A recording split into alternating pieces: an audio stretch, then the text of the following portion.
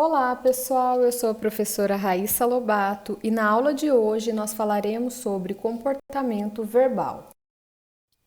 Skinner, em 1957, em sua famosa obra Verbal Behavior, ou Comportamento Verbal, postula que o comportamento verbal é um comportamento operante que ocorre quando o indivíduo se comporta e existe a mediação do outro. Quando ele define o comportamento verbal como um comportamento operante, ele traz a ideia de que esse comportamento segue os preceitos da tríplice contingência, ou seja, ele possui influência de estímulos antecedentes e subsequentes para a sua ocorrência, bem como segue o modelo de seleção pelas consequências, que refere-se à influência dos 3 níveis de seleção: filogenético, ontogenético e cultural. O comportamento verbal possui 4 características que o definem. É algo exclusivo do homem e necessariamente cultural, ou seja, requer uma prática de uma comunidade. É estabelecido e mantido por reforçamento, que é mediado por outra pessoa. Esse reforçamento mediado requer que a pessoa tenha sido treinada para reforçar o falante, ou seja, entendê-lo e emitir respostas funcionalmente relacionadas. Requer um falante e um ouvinte, o que caracteriza um episódio verbal. E a mediação sugere que o falante e ouvinte participem de uma mesma comunidade verbal. Vejamos algumas diferenças entre o comportamento verbal e o não verbal. O não verbal é não mediado por outra pessoa. Em contrapartida, o verbal é mediado pelo outro. O não verbal possui um efeito direto e mecânico sobre o ambiente. Já o verbal possui um efeito sobre a comunidade verbal.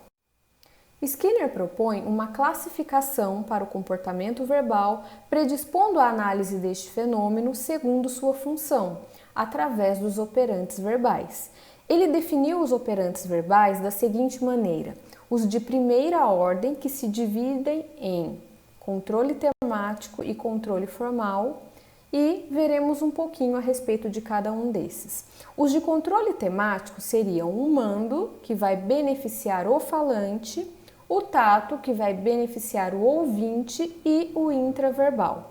E os operantes verbais de primeira ordem de controle formal são egóico, textual e transcrição. Já o operante verbal de segunda ordem é classificado assim, pois seria parte do comportamento verbal que altera outra. Ele é chamado de autoclítico e tem a característica de modificar o efeito que o falante pode vir a ter sobre o ouvinte. Veremos a seguir as características de cada um dos operantes verbais. O tato é o mais importante dos operantes verbais, dada a correspondência, ou seja, a referência com as coisas ou fatos do mundo. Esse operante beneficia o ouvinte. Ele ocorre quando a resposta verbal é emitida sob controle de um estímulo antecedente específico não verbal, como por exemplo um objeto ou evento, e produz como consequência reforço condicionado generalizado ou um conjunto de estímulos reforçadores distintos. Um exemplo seria: na presença de chuva, alguém diz: está chovendo. O mando ocorre quando a resposta verbal é emitida sob controle de condições específicas de privação ou da presença de estímulos aversivos. Como exemplos, podemos citar ordens, pedidos e avisos. Já o intraverbal caracteriza-se por uma relação na qual uma resposta verbal, que pode ser vocal ou escrita, fica sob controle de um estímulo antecedente, também vocal ou escrito. Um exemplo seria falar o alfabeto. Seguindo falando dos operantes verbais de primeira ordem, entraremos nos de controle formal. Começamos pelo egóico, que diz respeito ao estímulo antecedente, sendo um estímulo verbal, vocal, sonoro, e a resposta verbal, também vocal, que vai reproduzir o estímulo, sem o que não há reforçamento. Aqui nós podemos exemplificar qualquer situação em que há uma reprodução de um som, um eco. Então, diante do som au, repetir au. Já o textual, o estímulo antecedente é um estímulo verbal impresso ou escrito e a resposta é uma resposta vocal, ou seja, falada. Por exemplo, ler um livro em voz alta. A transcrição é subdividida em cópia e ditado. Na cópia, tem-se um estímulo verbal escrito e uma resposta verbal também escrita. Um exemplo seria ler na lousa teacher e escrever no caderno teacher. Já no ditado, tem-se um estímulo verbal sonoro e uma resposta verbal escrita. Por exemplo, ouvir a professora no ditado falar mesa e escrever no caderno mesa. A transcrição pode ser identificada nas cópias e ditados realizados na escola, principalmente nas séries primárias. Portanto, o estímulo antecedente ele é verbal, escrito ou verbal, sonoro, e a resposta verbal é sempre escrita. Agora veremos o operante verbal de segunda ordem, que são os autocríticos.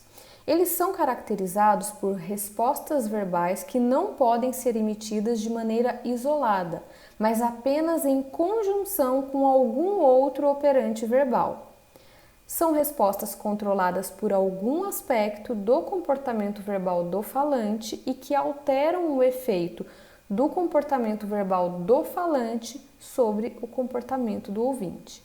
Um exemplo seria a expressão por favor. Usar uma expressão educada como essa muda o efeito do comportamento verbal do falante sobre o comportamento do ouvinte, pois talvez por conta dessa expressão ele possa atender o pedido com mais atenção. Outro exemplo seria dizer acho que está chovendo. O autocrítico acho significa que o falante não tem tanta certeza do que está dizendo.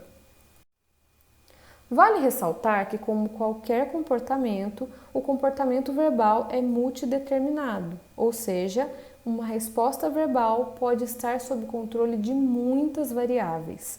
Conhecer a concepção de Skinner sobre o comportamento verbal é imprescindível para o desenvolvimento de intervenções clínicas, pois permite a análise e o planejamento dessas intervenções, inclusive de contingências, para a instalação de comportamentos verbais específicos.